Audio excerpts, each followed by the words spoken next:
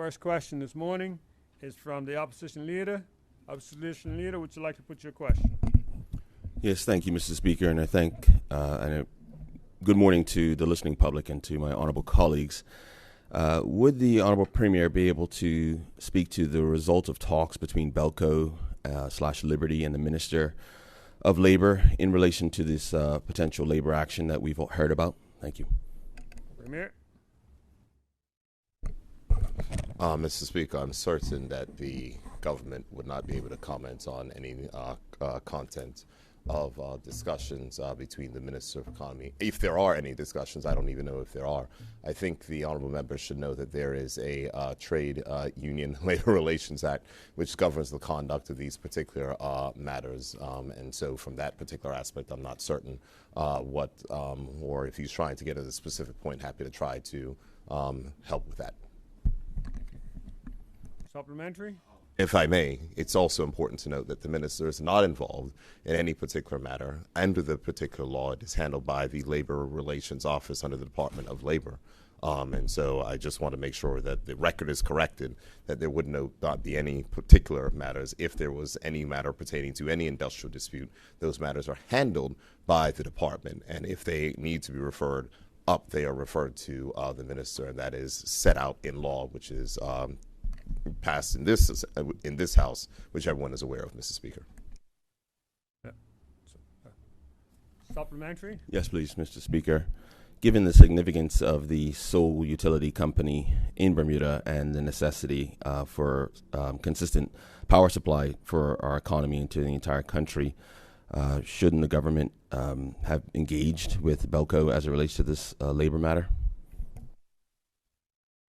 So this is an interesting question, Mr. Speaker, and so let me just take the time to set out for the honorable opposition leader the process by which things follow. We have laws in this country. The laws govern the manner in which labor disputes are done. We are a labor party representing we are a labor government representing a labor party. We believe in the right of workers to collectively organize to make sure they make their representations, and the government will always stand with the workers of this country. It is my hope that if there is any particular dispute, that matter can be resolved amicably, but let there be no doubt that this government will continue to support the workers of this country, wherever they may be inside of organized labor, to ensure that workers and are treated fairly. And so through this particular process, we're going to go through that matter, but I'm not entirely certain what the honorable member is getting at.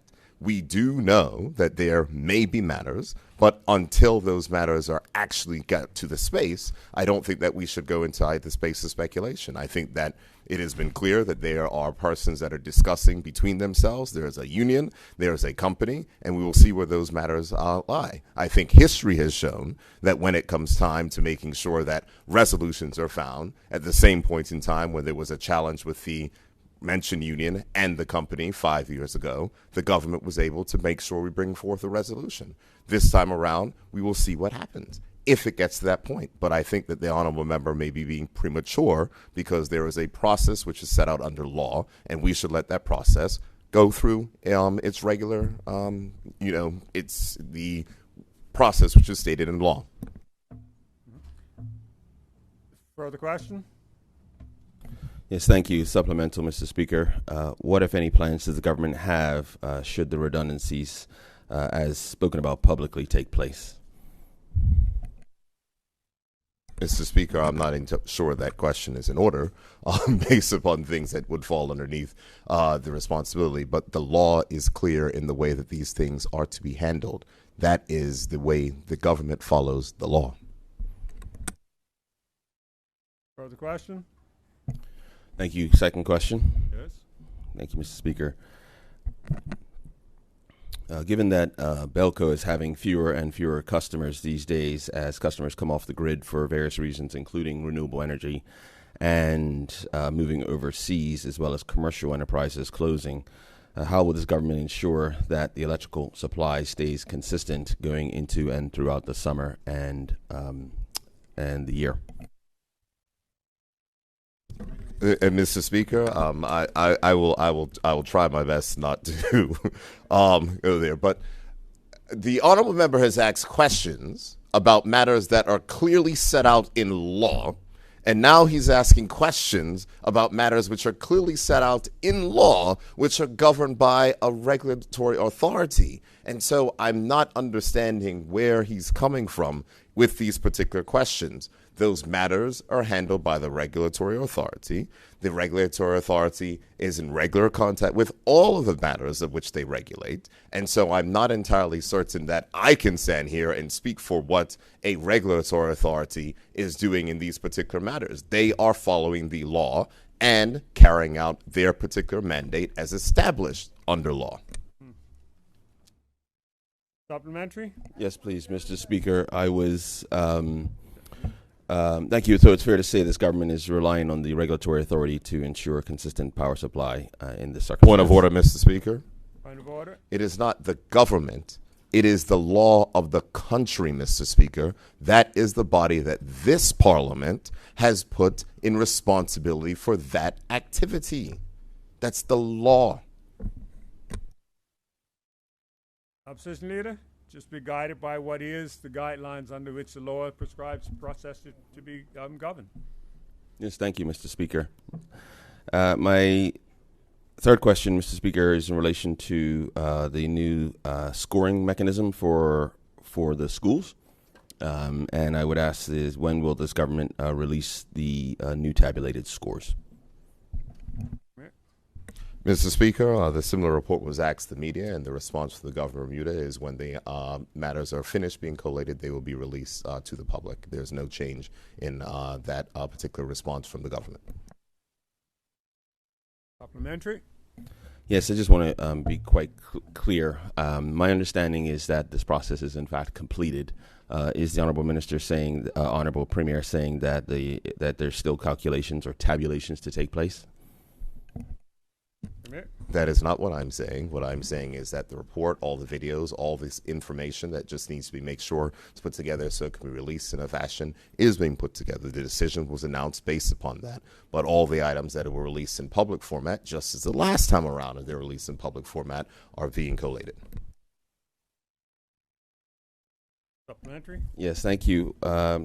To this end, as it relates to the new scoring mechanism, how will the Honorable Premier reply to the PTA at Somerset Primary as it relates to their concerns raised in the media? Well, Mr. Speaker, given the fact that the PTA's concerns are surrounding their schools, it is no different than the PTAs of many schools or the PTA of the school of which my children attend. Education reform is difficult. But here's the thing, Mr. Speaker. At some point in time, you actually have to take a position, unlike the opposition leader who can just talk about decisions that are made. You actually have to take a position.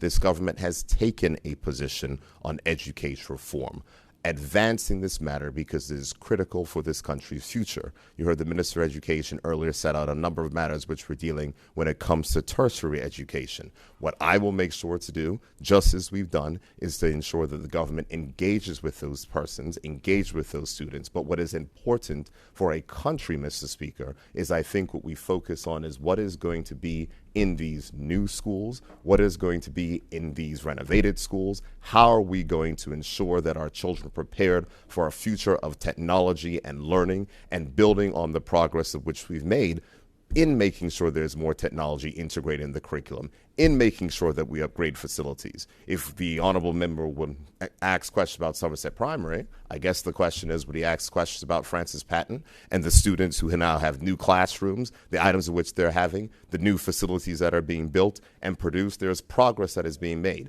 Education reform is difficult, Mr. Speaker, but we will continue to engage with parents, with stakeholders throughout this country, and that is what we'll do. If the honorable member wants to take a position, given the fact that his position is similar to the government's position, or if he's going to announce a new position that the One Bermuda Alliance has, where they do not plan on making any reforms to schools, I would love to hear that right now, because I sincerely remember that their position that they made in regards to schools in the West End of the island is the exact same position as the government's. Thank you. I think you've used You had your two supplementaries on there, right? Just a point of order there, Mr. Speaker. The second one was I don't think you're allowed a clarification. I don't think you're allowed that. You used up your question and your supplementaries. Thank you for your time, Mr. Speaker. Next member who has an indication is the Supplemental. Yeah. no. Only the member who asks a question can ask supplementaries on Premier's questions. Okay. And the next member is MP Jackson. Good morning, Mr. Speaker. My question to the Premier is, will the Premier explain his financial interest and professional collaboration between the unregulated taxi app Hitch and the proposed rideshare digital technology? Mr. Speaker, though standing orders may possibly not allow that question, I'm happy to take to the floor and just state two things. Number one, it is absolutely amazing and astounding that the honorable member would get up and ask such a question in this House when interest is declared. To be clear, as I said on numerous occasions, I co-founded a company in 2014 with other young black Bermudian men. I have had no active role in that company since I have been the premier of this country. I am not a majority shareholder. I am a minority shareholder. And the company to which she refers is a licensed dispatcher under the laws of this country, Mr. Speaker. There is no collaboration, collusion, or otherwise. And if the honorable member wants to continue down this path, I will happily make sure to answer whatever questions, because it is the same thing that the opposition does, Mr. Speaker. It is their election plan. What is it? To try to tar, to try to tarnish, to try to hurdle all forms of accusations, none of which are true. They must retract their statements when they make them in their other items, and they will continue to go upon it.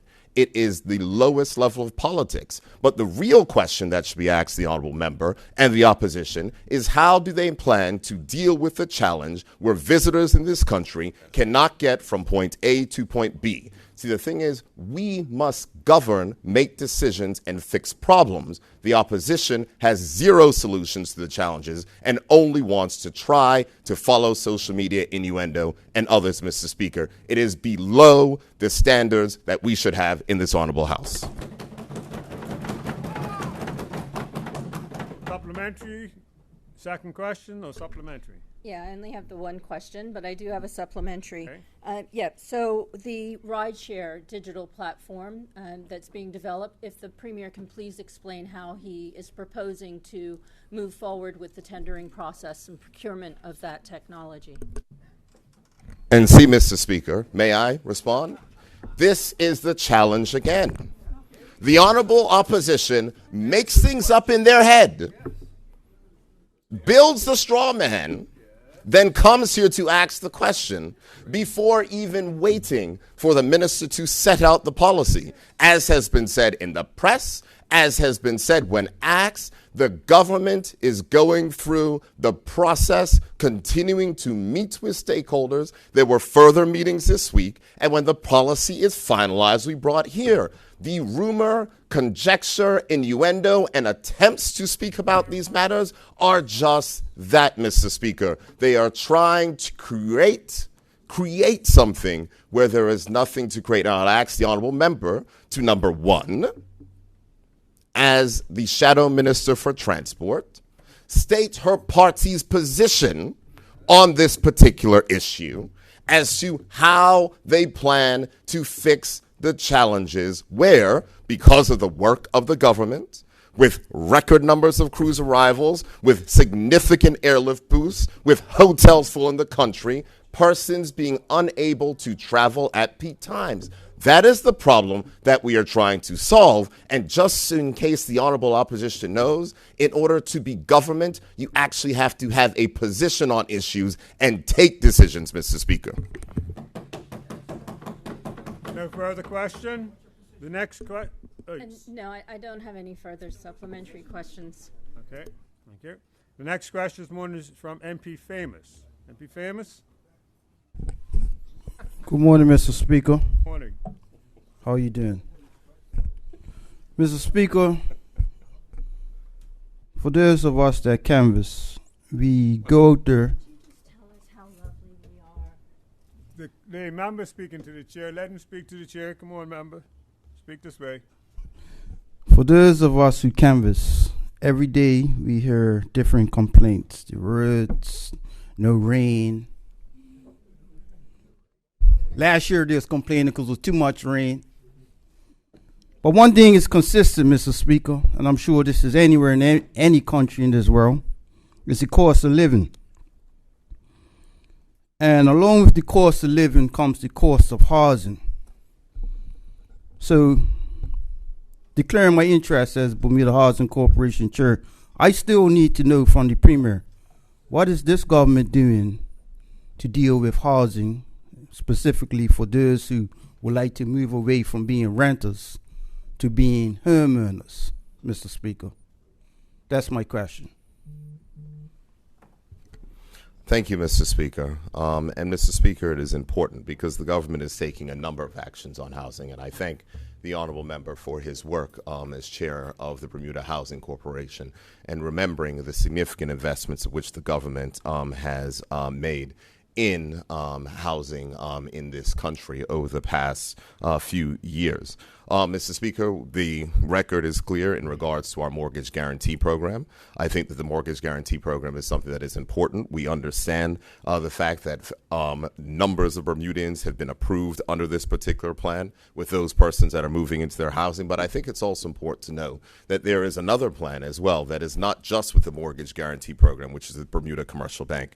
There is also the Home Start program, which is the partnership between the Bermuda Housing Corporation and Clarion Bank, which offers 100% mortgages for first-time homeowners, and since its launch has helped 34 families achieve their opportunity on a home, with 4 that are currently in process right now at this time, Mr. Speaker. And it's also important to note, and I think it should not be forgotten, that with the mortgage guarantee program, with the reduction in the down payments, with the reduction in the interest rates, it makes it easier and more accessible for persons to get on that property ladder.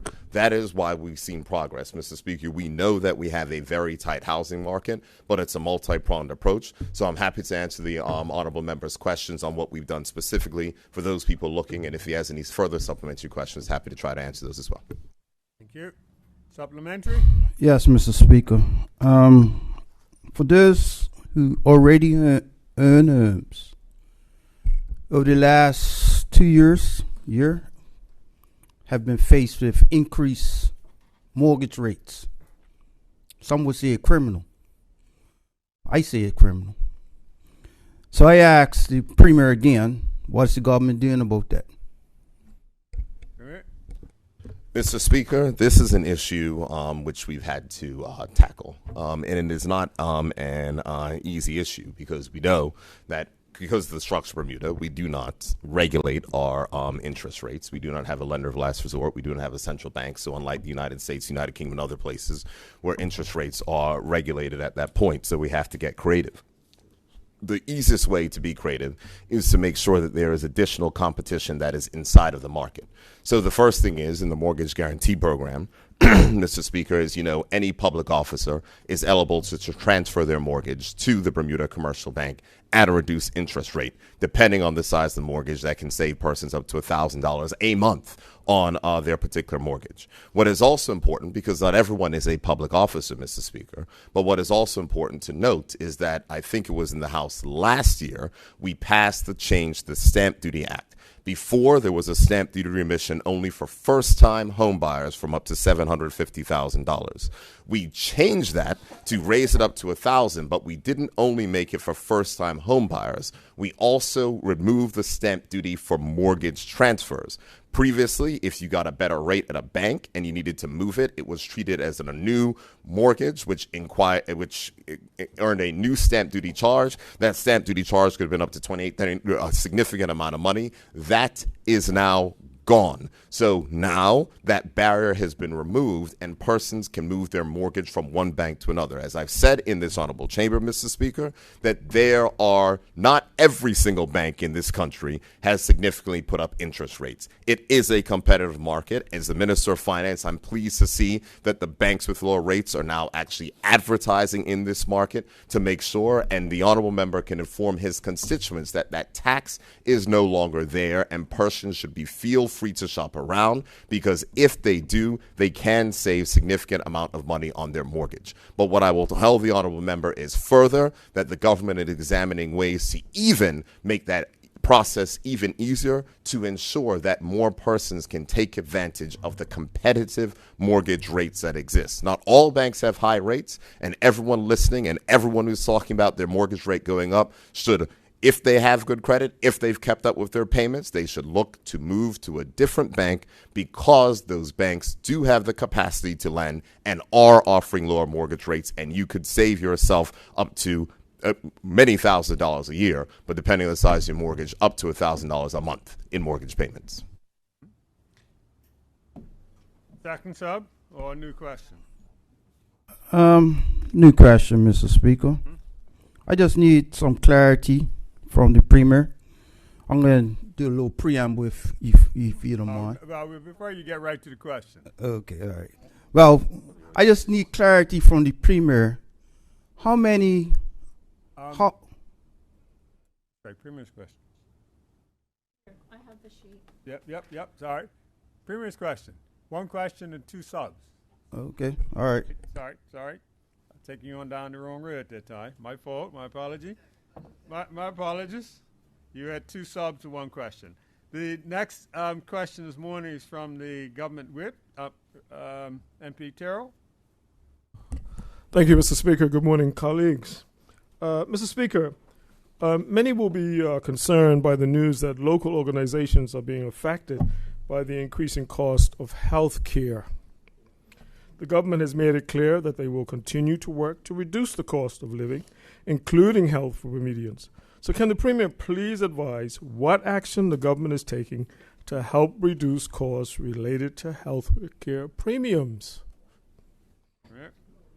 Mr. Speaker, I thank the honourable member for that question. And Mr. Question, that is particularly important, as I'm sure that many persons, I know that the government was asked a question by a local media organization surrounding a charity that received their increased health care of premiums. Of course, the first answer in response to the government was the media organization actually asked the private insurers who put up their health care costs in regards to this, as it is clear in the record that the government's portion of the healthcare premium was frozen this year for the third time in a row. Of course, Mr. Speaker, it's also important for our listening members of the public to note that the opposition did not support the law change that made that freeze possible. But, Mr. Speaker, in saying that, it is vital that this change, this continued move by the private sector and private insurers of continuing to put up healthcare costs underscores the importance of the government progressing with matters surrounding universal health care. That is why the government is taking the necessary action to get the required data to complete the process of universal health care. The Honorable Minister of Health has given an update around the process there. Inside of our budget statement, we spoke about the basic benefits package coming forward in 2025. We're using all resources to make sure we advance that particular initiative, because persons do need that particular relief, Mr. Speaker. Am I disappointed that it's taken this long? Yes, I guess you could say so. But the fact is, this is people's health care we're talking about, Mr. Speaker, and we need to make sure that we get it right, working with the community stakeholders to advance it. So I thank the honorable member for his particular question, but it is important to note that that is the private sector insurers who are raising the rates. The government has kept the standard premium rate, which is a portion of every single health insurance policy in the country. We have kept that rate frozen for the third year in a row. Second, Mr. Silva, we're in the Premier's questions. You can't get on your feet like that, sir. I was just going to say good morning. No. MP Terrell, do you have a supplementary? I do have a supplementary, Mr. Speaker. Mr. Speaker, first of all, I'd like to thank the Premier for his response. And I am sure my constituents will be happy to know that the government has already taken steps to reduce costs where they are able. Can the Premier now clarify who benefits from this freeze of the standard premium rate? Premier? Mr. Speaker, thanks the honourable member for this question, because it's something that comes up on the doorstep, because people get, confused. They're like, well, you said you froze the rates, but then the rates have increased. The fact is, Mr. Speaker, that every single health insurance policy in the country has the standard premium rate as a part of it, and so it will benefit all persons, and not only individuals, but also businesses who must cover the portion of the 50% of the standard premium rate by law. So it saves businesses money, employers money, which is important in a time of global inflation. It saves individuals money as they have more money to take home, or they're not seeing their take-home pay dwindle. And, Mr. Speaker, of course, that it is beneficial for the overall economy, because if persons are having less money taken out of their pockets, that means that they have more money to continue to spend, which can continue to see the significant economic growth that we've seen since the pandemic, Mr. Speaker. Yep. Second supplementary? No, thank you, Mr. Speaker, but thank the Premier for that response. Thank you. Problem. The next question is one Premier is from MP Pearman. MP Pearman? Thank you, Mr. Speaker. Can the Honorable Premier please explain to this Honorable House why your government's health bill has now been delayed twice in the upper house? Premier? Mr. Speaker, I'm not entirely certain if I'm going to speak to matters related to parliamentary items, and I'm not sure if that deals with particular matters, but the Honorable Member can ask a supplementary question if he wishes. Supplementary? Thank you, Mr. Speaker. Honorable Premier, in your in the health bill, your government has now dropped your proposed law to imprison Bermudians' healthcare workers if they fail to provide the government with information. Given the government's U-turn, can the Premier, the Honorable Premier, explain why he voted to support imprisonment in the first place?